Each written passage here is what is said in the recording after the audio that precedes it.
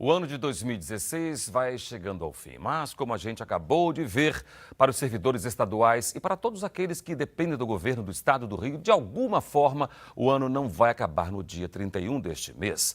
Salários atrasados, impasse na Assembleia Legislativa, serviços praticamente paralisados, ou seja, um cenário de nuvens sombrias para o próximo ano.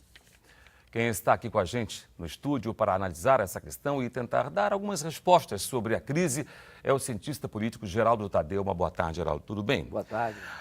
Você esteve aqui nesse mesmo estúdio, no ano passado, quando o governador Pezão estava de licença médica e falando da situação financeira do Estado. As perspectivas já não eram boas, né? De lá para cá, Geraldo, melhorou? Não, infelizmente a crise se agravou bastante. A gente tem visto aí pelos acontecimentos, quase todo dia a gente tem manifestações. Eu acho que, além disso, outros ingredientes, o aprofundamento da crise econômica nesse período e alguns desdobramentos da Operação Lava Jato contribuíram para que esse quadro ficasse mais confuso, com as lideranças políticas carecendo de legitimidade para enfrentar esses desafios. Ou seja, o impasse não é só financeiro, é político também, não é? É econômico, a situação econômica é financeira do Estado, é político, é moral, ou seja, é a chamada tempestade perfeita nesse sentido. Quer dizer, todos os fatores convergindo para piorar a crise. Imagina. O morador do Estado depende de serviços que estão praticamente paralisados, né? Como reverter esse quadro, Geraldo? Olha, no curto prazo, o que o governador pode fazer e está fazendo é negociar junto a Brasília um alívio no desembolso. Quer dizer, 80% da dívida do Estado é com a União. Então, só esse ano haveria um desembolso de 8 bilhões de reais em pagamentos do Estado para a União, né, de empréstimos avalizados pela União. Então, se o governador conseguir esse alívio, já vai conseguir aliviar o caixa no curto prazo.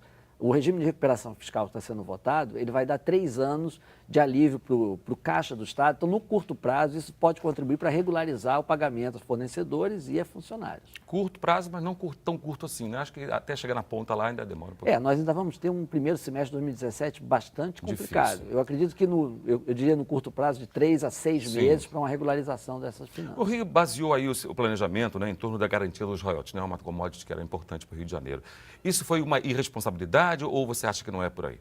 Não, o que está contaminando muito a saúde financeira do Estado é a queda geral de receitas, porque a cadeia do petróleo responde por pelo menos 30% de toda a arrecadação do Estado do Rio. Então, você tem ICMS, você tem vários impostos que incidem sobre a cadeia petrolífera, fora os empregos gerados. Nós tivemos a crise da Petrobras, tivemos a diminuição da demanda. Então, no Estado do Rio, do ano passado para cá, houve quase 20 bilhões de de frustração de receita no Estado.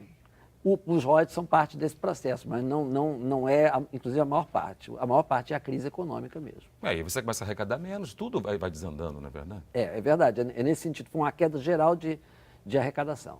Agora, em janeiro, assumem os novos prefeitos. A crise certamente vai prejudicar, já deve estar contaminando aí também os outros municípios. O que você está achando? Isso mesmo? Boa parte dos municípios do Brasil não se sustenta com receitas próprias. Isso são dados do próprio IBGE. 85% dos municípios do Brasil dependem de repasses do Estado ou do governo federal. Com a crise econômica, no geral, impactando, por exemplo, as finanças do governo federal e do governo do Estado, os repasses dos fundos de participação dos municípios diminuem na mesma proporção. Então, isso é um efeito em cadeia e hoje já várias prefeituras estão atrasando o salário dos seus servidores, estão atrasando o pagamento de servidores e não tem, inclusive, perspectiva de pagar 13º. Então, essa crise já está instalada nos municípios já no segundo semestre desse ano, 2016. Depois de muitos anos, a prefeitura, que sempre esteve na mão do PMDB, junto com o governo do Estado, vai ser de um outro partido, não é verdade? Você acredita que essa relação vai ser boa, saudável? O que você acha que vai acontecer? Olha, a gente acredita que a cultura política brasileira já evoluiu o suficiente para que partidos diferentes possam conviver, em sentido republicano do termo.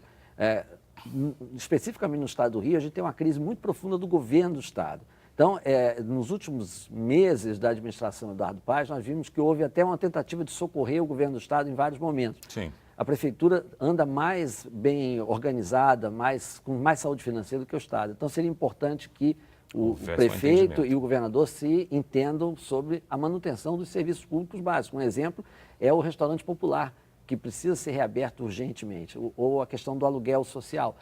São programas que atingem uma população muito carente. Não dá para cortar por aí, né? Pois é, então acho que esse é um exemplo de urgência no entendimento dos responsáveis. Você acredita que a cidade vai viver uma ressaca pós-olímpica, ou seja, uma ressaca após a Olimpíada, depois de sediar grandes eventos aí?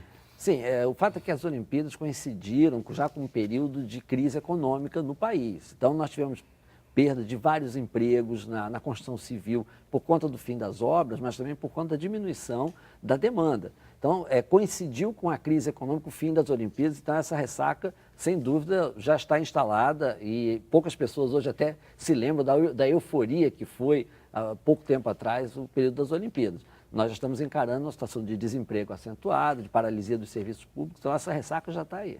Geraldo Thadeu, muito obrigado pela sua participação aqui no Repórter Rio, muito obrigado e um ótimo Natal para você. Igualmente a todos. Obrigado. Obrigado.